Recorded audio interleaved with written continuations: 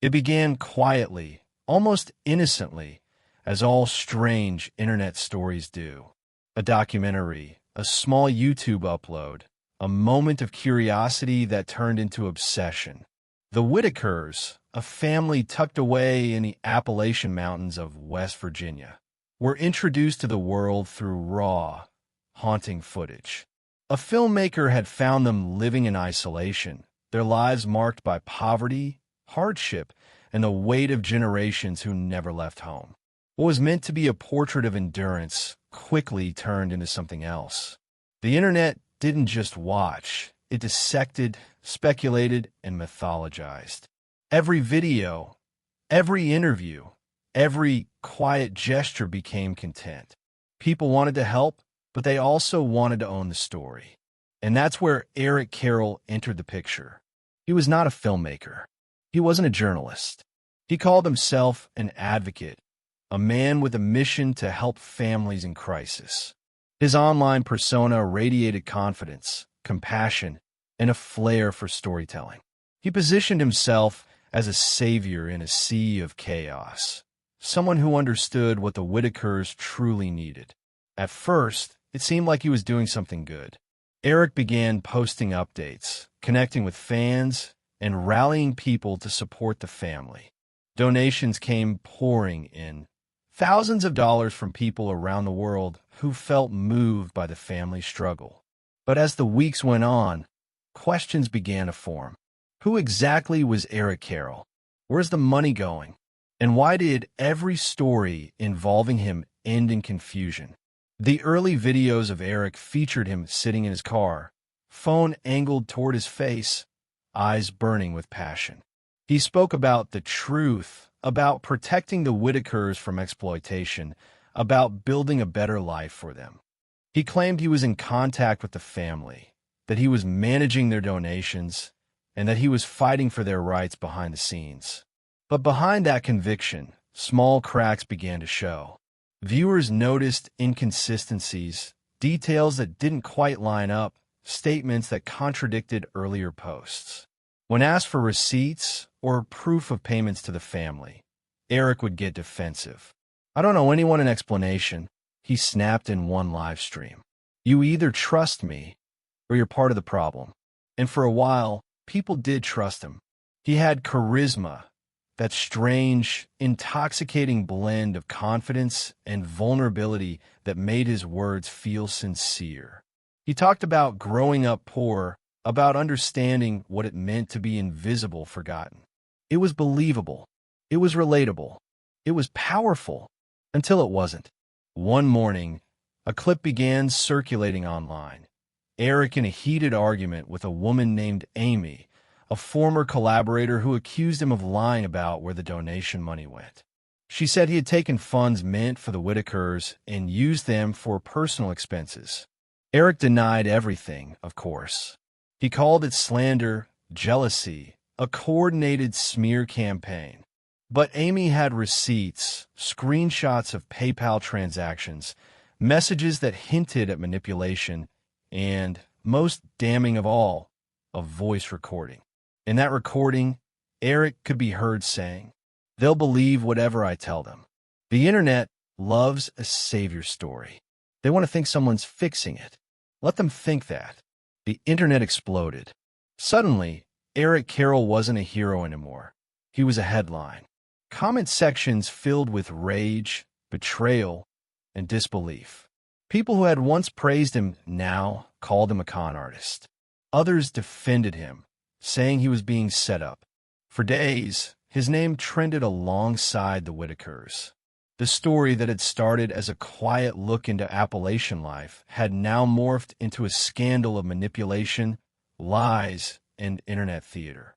But what made it all stranger was that no one could agree on the truth. Eric disappeared for a few weeks. Then, out of nowhere, he returned with a video titled "They Tried to Silence Me." He sat in his car again, the same angle, the same intensity. He looked tired but determined. "They want you to believe I did something wrong," he said. "But I'm the only one who actually helped that family. Where were all these people when they needed food, when they needed repairs, when they needed care. They talk about receipts. I've got nothing to hide. But I don't need to prove myself to people who never cared in the first place. He paused, leaning closer to the camera. I've been working with people higher up than you think. There are investigations happening right now. I can't say much, but when it all comes out, you'll see who the real villains are. The comments were divided, some applauding, some laughing, some calling for him to be arrested. That was the moment everything shifted again. Because after that video, Eric began claiming that he was in touch with the state police, that he was helping with ongoing investigations into fraud, coercion, and exploitation surrounding the Whittakers. It was a bold claim, too bold. Within days, other creators began digging. They found no evidence of any police involvement. The West Virginia State Police publicly denied any connection to Eric Carroll, stating they had no record of communication with him or his representatives. But before that denial surfaced, Eric had already used his alleged connections to justify every inconsistency in his story. Whenever someone asked for proof, he'd say, "I can't share details. It's part of an open case." It was a perfect shield. For a time, it worked. His followers doubled. He framed himself as a man under attack, persecuted for telling the truth. He said people were trying to silence him because he'd found out too much. It was internet drama turned into mythology, and like all myths, it grew with each retelling. Meanwhile, the Whittakers themselves had no idea about the storm raging online. They didn't see the debates, the accusations, the live streams dissecting their lives. To them, the internet was something distant, abstract, a world of voices and opinions that never reached their porch.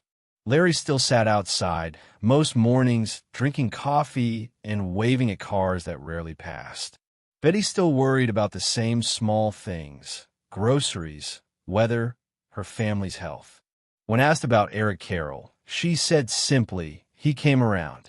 Said he'd help. Ain't seen much since. That one sentence said everything. Because while the world was fighting over who had the truth, the people at the center of it all were still living the same life, untouched by the chaos their story had unleashed.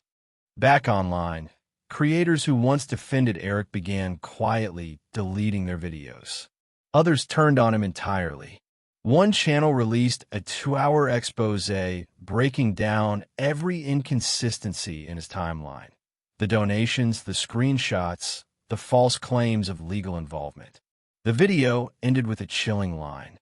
If this man isn't stopped, he's going to do it again to someone else. But even as the backlash intensified, something strange started to happen. New accounts began popping up. Anonymous profiles posting cryptic messages, defending Eric, attacking his critics, and claiming that everything will make sense soon. Some said they were his friends. Others claimed to be whistleblowers. And one, in particular, claimed to be from law enforcement.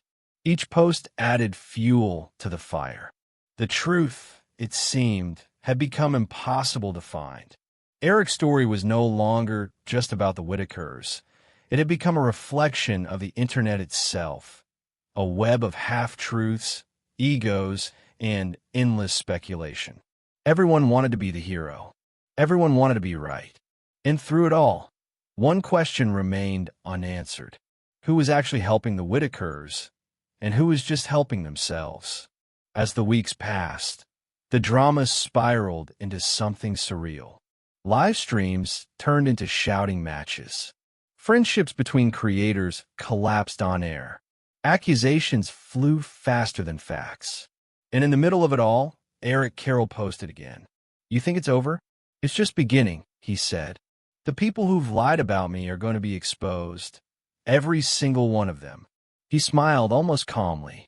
"And when the truth comes out, you'll remember who warned you first." The screen cut to black. The internet froze for a moment, the calm before another storm. No one knew what Eric meant. No one knew if he was bluffing. But everyone knew one thing for sure. Whatever came next would be stranger than anyone could imagine. By the time October rolled around, the story had spiraled completely out of control. What began as a compassionate movement to support a struggling Appalachian family had turned into an all-out digital battlefield. Creators versus creators, truth versus fiction, and somewhere in between, the Whittakers themselves caught in the middle, voiceless in the noise. Eric Carroll had become the centerpiece of a spectacle he helped create. For some, he was still the man with a mission, a misunderstood advocate fighting for justice against an online mob. For others, he was a manipulator who had built a brand off of pain and deception. Each day brought new claims. Each night, new videos went up. Every whisper became content. The first real twist came from a man named Brian, another content creator who had been following the Whittaker story since the beginning. He'd positioned himself as a kind of independent investigator, posting updates, commentary, and his own interpretations of what was happening behind the scenes.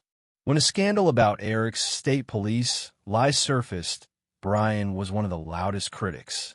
He dissected Eric's words line by line, comparing statements, connecting dots, and calling him out in live streams that pulled thousands of viewers. But then, in a shocking twist, Brian himself got caught in a lie. A leaked voice recording surfaced, one where Brian could be heard claiming he had an inside connection to the state trooper handling the Whittaker investigation. He boasted that his nephew was best friends with a state officer who had told him things. It sounded official. It sounded believable. The problem? Brian didn't have a nephew. When confronted, he admitted it. "I lied," he said in a tense apology video. "I was trying to sound credible. I made a mistake." The damage was done. Suddenly, the two loudest voices in the Whittaker saga, Eric and Brian, were both caught fabricating stories involving law enforcement. The internet was stunned. The truth had become a blur of contradictions and theatrics.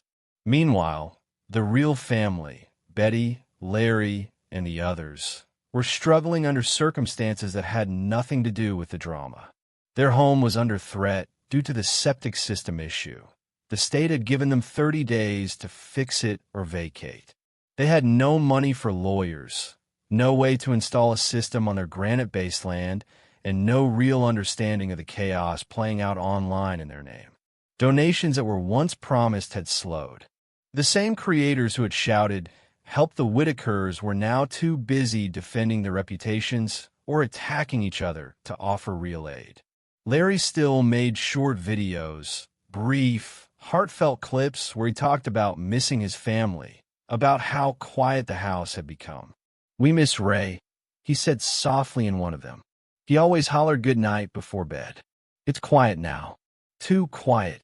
Those few seconds of honesty stood in stark contrast to the circus that had formed around them. Back online, Eric Carroll tried to reclaim his image. He began hosting late-night streams again, painting himself as the victim of an organized smear campaign. He accused other creators, including Brian, of fabricating lies to destroy his name. "They can twist my words all they want," Eric said in one live broadcast. "But I've been helping families long before the Whittakers. I don't owe anyone an explanation. I've got evidence, and when it comes out, people are going to be shocked."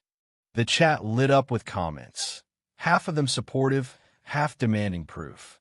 His loyal followers defended him fiercely, calling critics jealous clout chasers. Others claimed Eric had deleted old videos that might have contradicted his new version of events. The tension was palpable.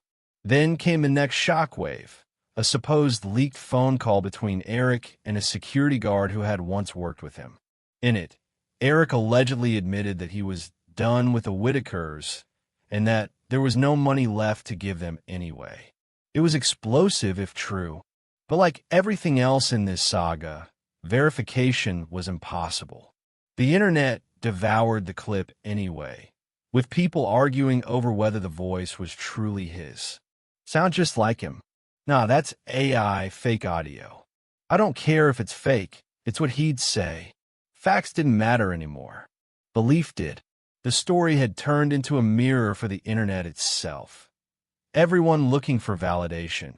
Everyone convinced they were on the right side. Creators who once united under the banner of justice for the Whittakers now tore each other apart.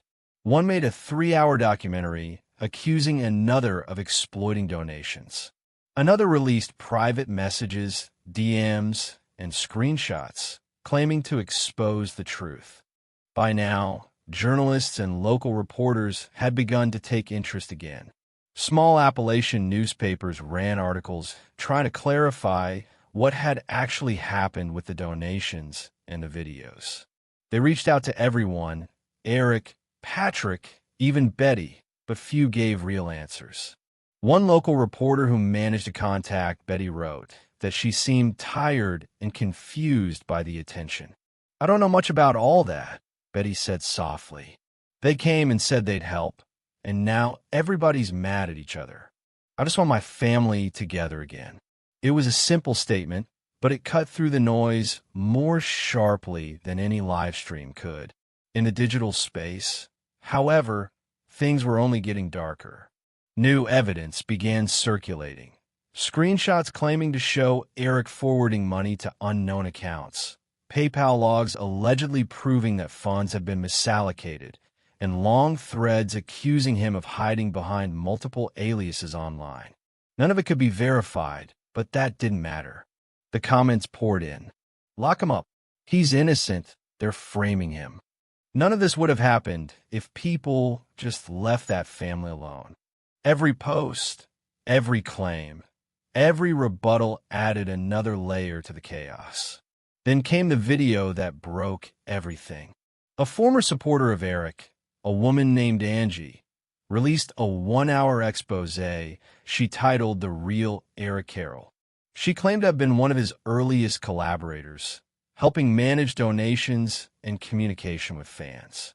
In the video, she said Eric had pressured her to lie to viewers about where certain funds were going. She read out text messages, displayed screenshots, and even played voice clips. In one of them, a voice that sounded unmistakably like Eric said, "They'll forget. People always forget. Give them a new story and they'll move on." The clip spread across social media like wildfire. Within hours, Eric's accounts went private. While the internet feasted on every new development, the Whittakers remained silent. Larry was seen briefly in a Facebook video, standing outside the condemned house, looking older than before. He thanked people for caring, but said they needed peace. That same week, a fan started a new fundraiser, separate from Eric, separate from Patrick, promising that this time the money would go directly to the family. The campaign raised several $1,000s in just a few days. But then, someone traced the account to a recently created email with no clear identity.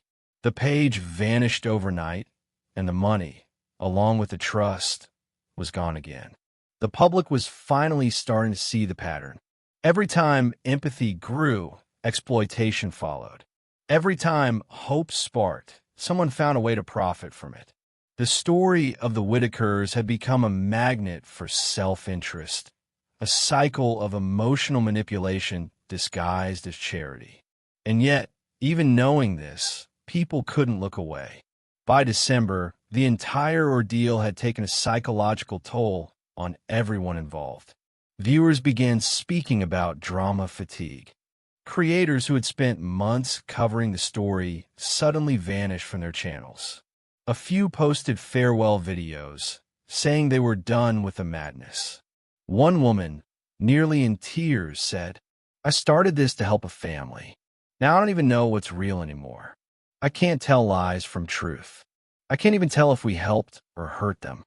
It was the first time the audience collectively paused to question its own role in the chaos. Meanwhile, Eric's silence didn't last long. He reappeared just before Christmas in what would become his most controversial video yet. Sitting in his car, as always, he spoke softly, almost like a sermon. You all think you know me. You think you've seen the truth. But what you've seen is what they wanted you to see. There are people out there who don't want families like the Whittakers to have a voice. I was silenced because I told the truth. He leaned closer to the camera. They tried to make me look crazy. They tried to ruin my life. But mark my words, the truth always finds its way out. Always. Then almost cryptically he added, when you see what happens next, remember this moment. The video ended abruptly. It was enough to reignite the frenzy. Within hours, his followers began spreading speculation. That Eric had proof of a cover-up, that he was about to release files, that the truth would come out on New Year's Day. Others dismissed it as another manipulation tactic. But what everyone agreed on was that something was coming. In the midst of all this noise, a journalist reached out again to Larry and Betty for comment. The couple didn't have much to say. We just want peace, Larry said. All this talking, it don't fix nothing. They were living temporarily in another house, away from the cameras. For them, the internet story was just something distant, a storm raging somewhere far away. But the emotional weight was heavy. Betty's health had declined. Larry looked thinner. Their simple lives had become collateral damage in a war of pride and performance. The money that had once been raised to help rebuild their home had vanished into the hands of people they'd never met. And still, the world talked about them, not to them. As the year came to an end, the entire saga had turned into something almost surreal, a modern-day parable about exploitation, belief, and the power of narrative. The Whittakers' story had started as an act of empathy, but now it was a cautionary tale, proof of what happens when compassion meets the chaos of the internet. Eric Carroll was no longer just a person. He had become a symbol of manipulation, of ego, of the blurred line between advocacy and exploitation. And for the people who had followed every post, every clip, every rumor, there was one collective question that lingered. How much of this had ever been real? By January, the noise had finally started to fade. The once explosive saga surrounding the Whittakers, Eric Carroll, and the online creators who'd turned their lives into a spectacle had grown eerily quiet. The videos slowed. The arguments stopped. For the first time in months, the internet seemed to lose interest, but not before leaving behind a trail of confusion, pain, and irreversible damage. For the people inside the story, however, the silence wasn't peaceful. It was heavy. Larry still lived in the same small town, walking the same dirt roads, waving politely to neighbors who looked at him with a mix of pity and curiosity. He no longer talked much about the internet. When people asked about Patrick or Eric, he just said, "We don't see them no more." Betty rarely appeared on camera anymore. Her health had weakened. The constant stress, strangers showing up near the property, and the endless online chatter had worn her down. The once joyful woman who smiled shyly at the camera during Mark Laita's early videos now preferred to stay inside, away from the world that had promised to help but left her broken. And as for Ray and Timmy, the ones at the heart of the family's emotional story, their return home still hadn't happened. The state's involvement, the failed septic repair, and the fading media attention meant that nothing had changed. The promise of getting the family back together had become another unfulfilled headline. Online, the story had become folklore, a ghost that haunted the corners of YouTube and Facebook.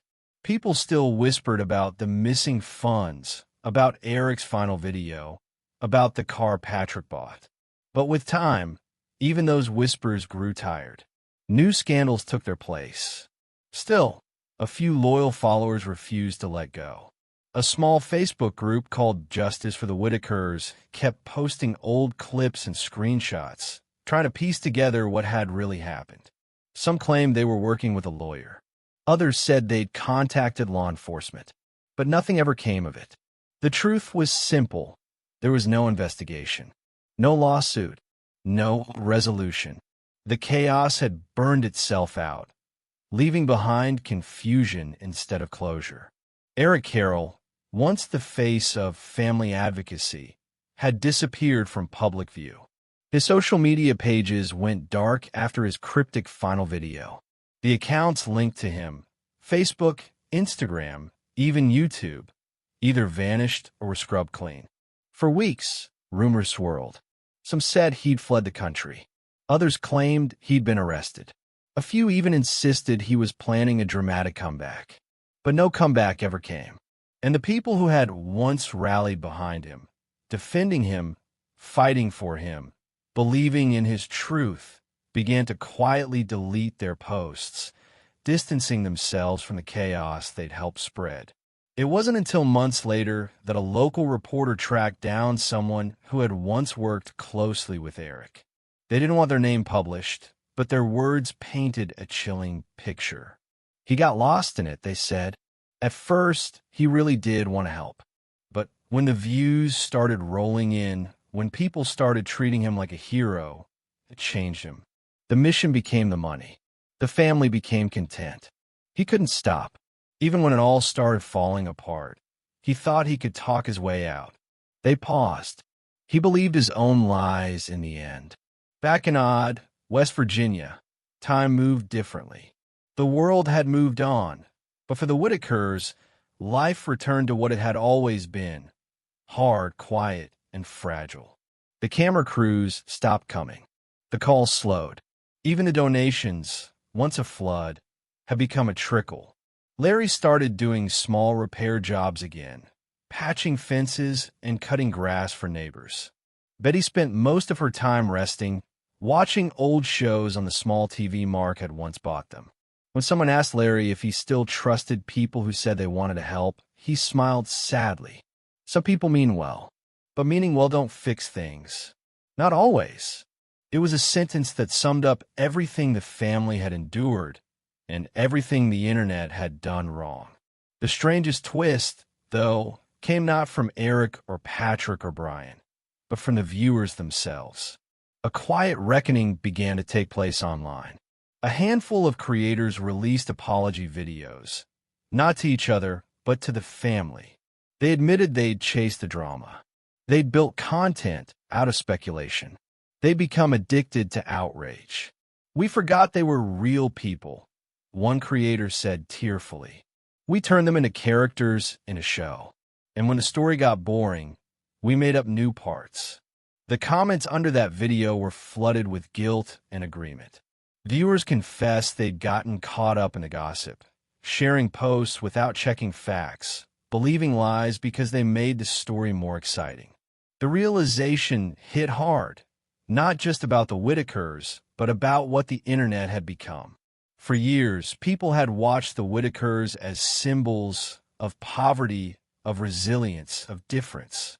But in the process, the world had forgotten their humanity.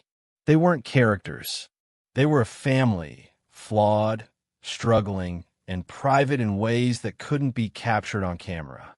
When the online noise finally faded, what remained wasn't a mystery or a scandal. It was a warning. A warning about the power of narrative, about the danger of performative empathy, and about how easily truth can be replaced by entertainment. Months later, Mark Laita quietly returned to Odd to visit the family again. No cameras, no YouTube thumbnails, just a personal visit. Neighbors said they saw him sitting on the porch with Larry, talking quietly for a long time. No one knows what they discussed, but afterward, Larry looked lighter, not happy exactly, but at peace. When someone asked if Mark would ever make another Whittaker film, he reportedly smiled and said, "Some stories don't need another chapter." As spring came, the house still stood, weathered but intact. Betty's gardens started to bloom again, the same small patch of flowers she'd planted years ago. And in that quiet space, away from the noise of social media, the family began to heal in their own way. No more interviews, no more promises, no more internet wars.